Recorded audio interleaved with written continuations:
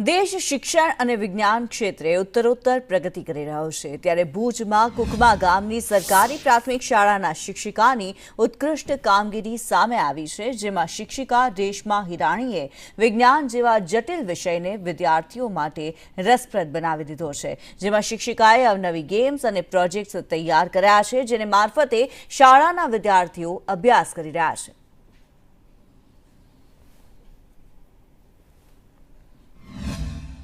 અમારા સ્કૂલના શિક્ષક રેશમાબેન તેમને વિજ્ઞાન ખૂબ જ સારી રીતે ભણાવે છે।